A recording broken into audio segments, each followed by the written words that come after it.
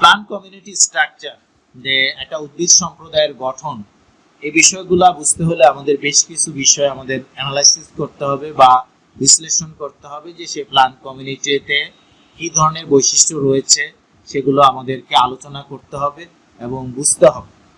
তো তার প্রথম যে টপিকসটা রয়েছে সেটা হচ্ছে স্পেসিস ডাইভার্সিটি, অর্থাৎ সেই কমিউনিটি বা উদ্ভিদ সম্প্রদায়ের মধ্যে প্রজাতি বৈচিত্র্য কিরকম। বৈচিত্র্য বিষয়টা হচ্ছে এরকম যে সেখানে প্রজাতির সংখ্যা, একটা ইন্ডিভিজুয়াল প্রজাতির সংখ্যা চেয়ে গুরুত্বপূর্ণ হচ্ছে সেখানে কতটা প্রজাতি রয়েছে। যেমন আমরা যদি সুন্দরবনের কথা বলি, সেখানে প্রচুর স্পেসিস ডাইভার্সিটি রয়েছে, কারণ এখানে বিভিন্ন ধরনের উদ্ভিদ প্রজাতি আমরা এখানে দেখি। কিন্তু আমরা যদি শালবনের কথা আলোচনা করি, শাল ফরেস্ট যেখানে সুরিয়া রোবাস্টা জন্মায়, সেখানে আবার স্পেসিস ডাইভার্সিটি কম, কারণ এখানে শাল গাছ যেটা রয়েছে বা গজারি গাছ যেটা রয়েছে সেটা এককভাবে প্রচুর পরিমাণে জন্মে থাকে, এবং অন্যান্য যেসব প্রজাতি আছে সেগুলোর সংখ্যা খুবই কম, খুবই সীমিত, তাদের পপুলেশনও কম, কিন্তু এককভাবে শাল গাছ সেখানে আধিপত্য বিস্তার করে আসছে। সেখানে আবার আমরা দেখি স্পেসিস ডাইভার্সিটি অনেক কম।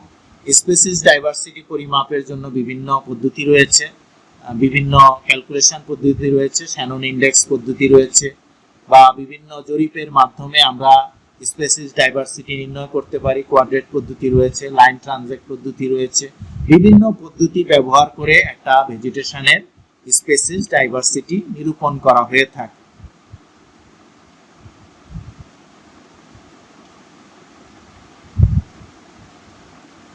নেক্সট যে বিষয়টা রয়েছে সেটা হচ্ছে ডমিনেন্স, অর্থাৎ আধিপত্য। যে প্রত্যেকটা ফরেস্টের মধ্যে বা প্রত্যেকটা ভেজিটেশনের মধ্যে আমরা দেখি কোনো না কোনো উদ্ভিদ প্রকট অবস্থায় থাকে, অর্থাৎ তাদের সংখ্যা সবচেয়ে বেশি থাকে এবং তারা অন্যান্য উদ্ভিদের উপরে আধিপত্য বিস্তার করে থাকে, অর্থাৎ যে পপুলেশনটা সবচেয়ে বেশি হবে সেটাই হবে ডমিনেন্ট প্রজাতি। যেমন আমরা শালবনের কথা বলে থাকি, যে শালবনের মধ্যে শাল গাছ হচ্ছে ডমিনেন্স, এটার সাথে অন্যান্য উদ্ভিদগুলা রিসেসিভ অবস্থায় বা প্রচ্ছন্ন অবস্থায় থাকে, তারা ডমিনেন্ট অবস্থায় আসতে পারে।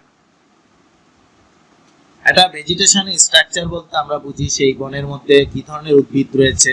সেখানে বৃক্ষ জাতীয় উদ্ভিদ থাকলে তাদের আকার একরকম হবে, গুল্ম জাতীয় উদ্ভিদ থাকলে আরেক ধরনের আকার হবে, বিরুৎ জাতীয় উদ্ভিদ বা তৃণ জাতীয় উদ্ভিদ থাকলে তাদের আকার ভিন্ন রকমের হবে।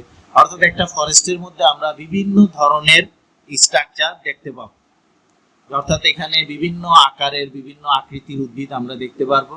সেটার ভিত্তিতেই মূলত একটা কমিউনিটির স্ট্রাকচার নির্ধারণ করা হয়ে থাকে। এবং একইভাবে এই বিষয়টাকে আমরা স্ট্র্যাটিফিকেশনও বলে থাকি, যে স্তরায়ন, যে যারা বৃক্ষ জাতীয় উদ্ভিদ আছে তাদের একটা স্তর, যারা বিরুৎ জাতীয় উদ্ভিদ আছে তাদের আরেকটা স্তর, গুল্ম জাতীয় উদ্ভিদ যারা রয়েছে তাদের আরেকটা স্তর আমরা লক্ষ্য করি। এই বিষয়গুলোকে, বা মাটির কাছাকাছি বা মাটির নিচে যেসব বনজীব বসবাস করে তারা আরেকটা স্তর, অর্থাৎ প্রত্যেকটা উদ্ভিদ, বিভিন্ন ধরনের উদ্ভিদ বা বিভিন্ন ধরনের লাইফ ফর্ম বিভিন্ন ধরনের স্ট্র্যাটিফিকেশন বা স্তরায়ন সৃষ্টি করে থাকে। তাহলে একটা কমিউনিটির মধ্যে আমরা স্ট্র্যাটিফিকেশনও লক্ষ্য করে থাকি, যদি সেটা সেই ধরনের নির্দিষ্ট না হয়। যেমন তৃণভূমি যদি হয় তাহলে সেখানে খুব বেশি স্ট্র্যাটিফিকেশন দেখা যাবে না, কিন্তু একটা ফরেস্ট যদি হয় তাহলে সেখানে আমরা বিভিন্ন ধরনের বা বহু ধরনের স্ট্র্যাটিফিকেশন লক্ষ্য করব। একটা প্লান্ট কমিউনিটির মধ্যে সাকসেশন থাকবে, ক্রমাগমন থাকবে। যে এই যে ক্রমাগমনটা, এটাকে আমরা বিভিন্ন ধরনের, দুই ধরনের ক্রমাগমন দেখি। একটা হচ্ছে যে জলাশয়ের মধ্যে বা জলজ পরিবেশের মধ্যে যে সাকসেশন, সেটাকে আমরা জলজ ক্রমাগমন বলে থাকি, আর এটাকে হাইড্রোসেরি বলা হয়ে থাকে। আর শুষ্ক পরিবেশে যে ক্রমাগমনটা ঘটে সেটাকে আমরা মরুজ ক্রমাগমন বা জ্যারোসেরি বলে থাকি। সেই পরিবেশের মধ্যে আরেক ধরনের সাকসেশন দেখা যায়। মূলত দুইটা সাকসেশন আমরা লক্ষ্য করি সারা পৃথিবীতে। আমাদের বাংলাদেশ যেহেতু নদীমাতৃক দেশ এবং এটাকে আমরা বৃহত্তর ডেল্টা বা বদ্বীপ বলে থাকি, আমাদের এখানে যে ফরেস্টগুলো আমরা দেখি সেটা মূলত জলজ ক্রমাগমনের মাধ্যমে বা হাইড্রোসেরির মাধ্যমে আজকের এই ফরেস্ট সৃষ্টি হয়েছে। আমাদের বাংলাদেশে আমরা প্রত্যেকটা জলজ ক্রমাগমনের প্রত্যেকটা ধাপ আমরা দেখতে পাই। যে আমরা যদি একটা বিলের মধ্যে যাই বা একটা হাওরে যাই, সেখানে এক ধরনের উদ্ভিদ দেখতে পাবো, সেটার কিনারায় আরেক ধরনের ফরেস্ট আমরা দেখতে পাবো। বাংলাদেশে জলাবন রয়েছে, সেখানেও এক ধরনের ফরেস্ট আমরা লক্ষ্য করি। তো বাংলাদেশে যত ধরনের বন সৃষ্টি হয়েছে, সেটা শালবন হোক, সুন্দরবন হোক, বা সিলেটের ফরেস্ট হোক, রেইন ফরেস্ট হোক, এগুলো সবই সাকসেশনের মাধ্যমে আসছে।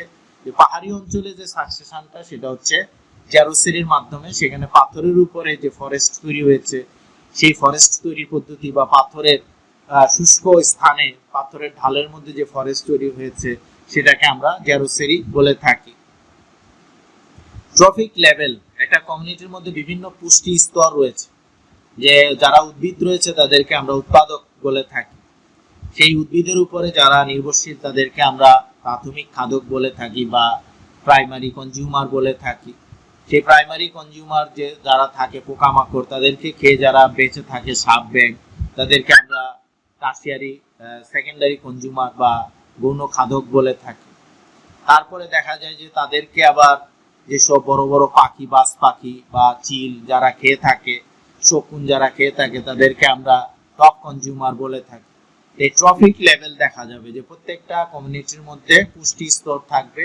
সেখানে কেউ খাদক হিসাবে ব্যবহৃত হবে, কেউ খাদ্য হিসাবে ব্যবহৃত হবে। খাদ্য এবং খাদকের মধ্যে সম্পর্কের কারণেই আমরা এখানে একটা পুষ্টি স্তর দেখতে পাই, এবং এই পুষ্টি স্তরের মাধ্যমেই শক্তির প্রবাহটা ঘটে থাকে। ফেনোলজি যে বিষয়টা রয়েছে, ফেনোলজিটা হচ্ছে মূলত একটা উদ্ভিদের জীবন চক্র। যে একটা উদ্ভিদ কি অবস্থায় ছিল, বীজ অবস্থায় ছিল, সেই বীজ থেকে চারা তৈরি হয়, সেই চারা থেকে সে একটা বড় উদ্ভিদে পরিণত হয়ে থাকে। সেই বড় উদ্ভিদে পরিণত হওয়ার পরে তার ফুল আসে, তারপরে ফল আসে, এবং ফল থেকে আবার বীজ তৈরি হয়। এই যে বীজ থেকে আবার বীজে পরিণত হওয়া, এই সময়কালে যতগুলো ঘটনা আছে, সবগুলা ঘটনার সমষ্টিটাকে আমরা ফেনোলজি বলে থাকি। বা সহজ কথা আমরা যদি বলি, সেটা হচ্ছে যে একটা উদ্ভিদের জীবন চক্রকে আমরা ফেনোলজি বলে থাকি। প্রত্যেকটা উদ্ভিদের ফেনোলজি আলাদা, এবং এই ফেনোলজি সেখানকার পরিবেশের সাথে, সেখানকার জলবায়ুর সাথে কারণে প্রভাবিত হতে পারে, বিভিন্ন কারণে প্রভাবিত হতে পারে। অনেক বছর দেখা যায় যে ফুল নাও আসতে পারে, আবার ফুল আসলে ফল নাও আসতে পারে। এগুলো হচ্ছে ফেনোলজিক্যাল বিষয়। একটা কমিউনিটির মধ্যে এই ফেনোলজির বিষয়গুলা আমরা আলোচনা করে থাকি, সেটাও খুব গুরুত্বপূর্ণ একটা বিষয়। গ্রোথ ফর্মস, যে বৃদ্ধির যে রূপগুলো আছে, বৃক্ষ জাতীয় উদ্ভিদ আছে, গুল্ম জাতীয় উদ্ভিদ আছে, বিরুৎ জাতীয় উদ্ভিদ আছে, এগুলোকে আমরা গ্রোথ ফর্মস বলে থাকি বা রূপ বলে থাকি। এগুলো আমরা লাইফ ফর্মের মধ্যে একটা বিষয়, সেই বিষয়টাও এখানে আমরা আলোচনা করতে পারি প্লান্ট কমিউনিটি স্ট্রাকচারের মধ্যে। এখানে আমরা পশ্চিম উত্তর আমেরিকার একটি পাহাড়ের ভেজিটেশনের অঞ্চল সমূহ দেখতে পাচ্ছি। যে একটা পাহাড়ের মধ্যেই বিভিন্ন ধরনের ভেজিটেশন তৈরি হচ্ছে। একটা পাহাড়ের মধ্যেই, এই পাহাড়টা অনেক উঁচু, এবং উঁচু হওয়ার কারণে আমরা এই পাহাড়ের মধ্যেই দেখতে পাচ্ছি যে পাহাড়ের গোড়ার মধ্যে যে ভেজিটেশনটা, সেটাকে আমরা ট্রপিক্যাল জোনের ভেজিটেশন দেখতে পাচ্ছি। তার উপরে আবার যে একটা অঞ্চল আরেকটু উচ্চতা বৃদ্ধি পাওয়ার পরে, সেখানে আমরা সাব ট্রপিক্যাল জোন দেখতে পাচ্ছি। তারপরে সেখানে সাবট্রপিক্যাল অঞ্চলের উদ্ভিদগুলা জন্মাবে। এরপরে আমরা টেম্পারেট জোন অর্থাৎ নাতিশীতোষ্ণ অঞ্চল দেখতে পাচ্ছি, যে যেখানে তাপমাত্রা খুব বেশি বা খুব কম এরকম না, অর্থাৎ মিডিয়াম তাপমাত্রা থাকবে, সেটাকে আমরা টেম্পারেট জোন বা নাতিশীতোষ্ণ জোন বলে থাকি। এবং সেখানে দেখা যাবে যে নাতিশীতোষ্ণ অঞ্চলে যে বৃক্ষগুলা বা উদ্ভিদগুলা জন্মায়, তাদের আধিপত্য আমরা পাহাড়ের এই উচ্চতায় দেখতে পাবো। তারপরে আরেকটু উঁচুতে উঠার পরে আমরা দেখবো সাব আলপাইন জোন, যে সেখানে দেখা যাবে যে বিভিন্ন ধরনের ক্রিসমাস ট্রি বা এই ধরনের গম্বুজ জাতীয় যে বৃক্ষগুলো আছে, সেগুলা এই অঞ্চলে জন্মাবে। তাদেরকে আমরা সাব আলপাইন জোন বলে থাকি। আলপাইন জোন যেটা আছে, সেটা হচ্ছে একেবারেই বরফ আবৃত একটা অঞ্চল, সেটাকে আমরা আলপাইন জোন বলে থাকি। অর্থাৎ শীত প্রধান অঞ্চলের উদ্ভিদগুলা এখানে ভালো জন্মাবে, এটাকে আমরা আলপাইন জোন বলে থাকি। এবং পাহাড়ের সবচেয়ে উপরে দেখা যায় যে সেখানে একেবারে বরফ দ্বারা আবৃত থাকে, সেখানে সাধারণত শৈবাল বা লাইকেন ছাড়া অন্য কোনো উদ্ভিদ আমরা এখানে জন্মাতে দেখি না। তাহলে এই একটা পাহাড়ের মধ্যেই আমরা দেখতেছি বিভিন্ন ধরনের ভেজিটেশনের স্ট্রাকচার বা বিভিন্ন ধরনের লাইফ ফর্ম। আমরা একটা পাহাড়ের মধ্যেই যদি যাই, সেখানেই আমরা এই বিভিন্ন ধরনের স্ট্রাকচার বা বিভিন্ন ধরনের ভেজিটেশন আমরা দেখতে পারবো। এটা খুব চমৎকার একটা জায়গা, যে একটা অঞ্চলের মধ্যেই আমরা বিভিন্ন ধরনের ভেজিটেশন পর্যবেক্ষণ করতে সক্ষম। নেক্সট আমরা একটা হ্রদের মধ্যে আঞ্চলিকতা বা জোন যে তৈরি হচ্ছে, যে একটা হ্রদের মধ্যে তিনটা জোন তৈরি হতে পারে বা অঞ্চল তৈরি হতে পারে। লিটোরাল জোন, লিটোরাল জোনের মধ্যে আমরা দেখতে পাচ্ছি যে বিভিন্ন ধরনের উদ্ভিদ জন্মায় সেখানে, অর্থাৎ এখানে যে পানিটা আছে সে পানির তলদেশ পর্যন্ত সূর্যের আলো পৌঁছাতে পারে, সূর্যের আলো ছাড়া উদ্ভিদ জন্মায়। যে অঞ্চলের মধ্যে সূর্যের আলো পৌঁছাতে পারে বা মাটির তলদেশ পর্যন্ত সূর্যের আলো পৌঁছাতে পারে সেই অঞ্চলটাকে হ্রদের, সেই অঞ্চলটাকে আমরা লিটোরাল জোন বলে থাকি। আর হ্রদের অত্যন্ত গভীর অঞ্চলটাকে আমরা লিমনেটিক জোন বলে থাকি। সেখানে সাধারণত জলজ উদ্ভিদ, নিমজ্জিত বা অর্ধনিমজ্জিত এই ধরনের উদ্ভিদগুলা সেখানে জন্মাবে না। সেখানে পানির গভীরতা অনেক বেশি এবং সেখানে তলদেশ পর্যন্ত সূর্যের আলো পৌঁছাতে পারে না। সেই অঞ্চলটাকে আমরা উপরের অঞ্চলটাকে, অর্থাৎ যেই অঞ্চল পর্যন্ত পানির যে গভীরতা পর্যন্ত সূর্যের আলো পৌঁছাতে পারে সেটাকে আমরা লিমনেটিক জোন বলে থাকি। কিন্তু যেহেতু এখানে সাধারণত দেখা যায় যে প্লাঙ্কটন বা ফাইটোপ্লাঙ্কটন এই ধরনের শৈবাল জাতীয় কিছু উদ্ভিদ লিমনেটিক জোনের মধ্যে জন্মাতে পারে। আর গভীর তলদেশ যেখানে সূর্যের আলো পৌঁছায় না, লিমনেটিক জোনের ঠিক নিচে যে এখানে দেখা যায় যে অনেক গভীর তলদেশ, সাধারণত সেখানে সূর্যের আলো পৌঁছায় না, সেই অঞ্চলটাকে আমরা প্রোফান্ডাল জোন বলে থাকি। অর্থাৎ এটা অত্যন্ত গভীর একটা অঞ্চল, সেটাকে আমরা প্রোফান্ডাল জোন বলে থাকি। অর্থাৎ একটা হ্রদের মধ্যে আমরা তিন ধরনের জোন দেখতে পারবো। যেখানে তলদেশ পর্যন্ত আলো পৌঁছায় সেটাকে আমরা লিটোরাল জোন বলে থাকি।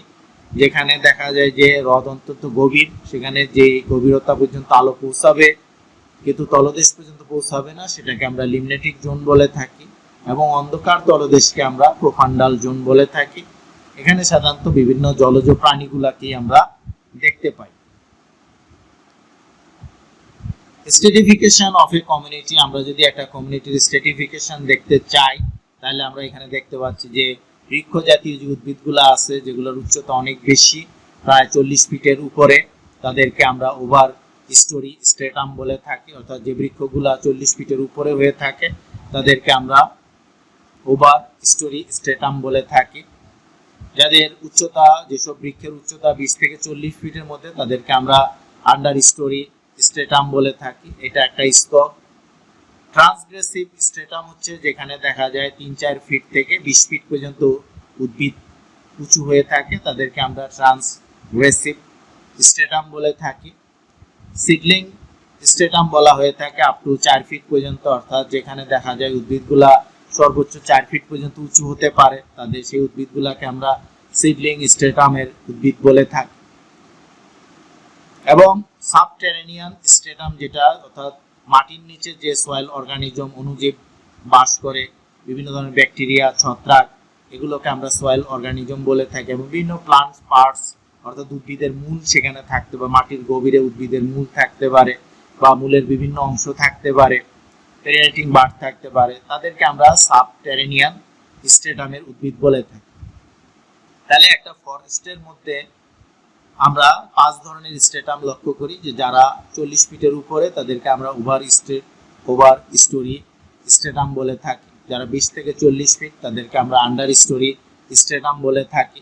যারা 3-4 ফিট থেকে 20 ফিট পর্যন্ত হতে পারে তাদেরকে আমরা ট্রান্সগ্রেসিভ স্ট্রেটাম বলে থাকি। যারা মাটি থেকে 4 ফিট পর্যন্ত উঁচু হতে পারে তাদেরকে আমরা সিডলিং স্ট্রেটামের উদ্ভিদ বলে থাকি। আর যাদের মাটির যে নিচে, মাটির গভীরে যে উদ্ভিদের বিভিন্ন অংশ রয়েছে, অণুজীব রয়েছে, তাদেরকে আমরা সাবটেরেনিয়ান স্ট্রেটাম বলে থাকি।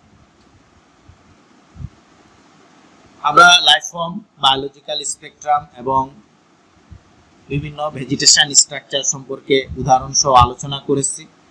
আশা করি লেকচারটি তোমাদের খুব ভালো লেগেছে।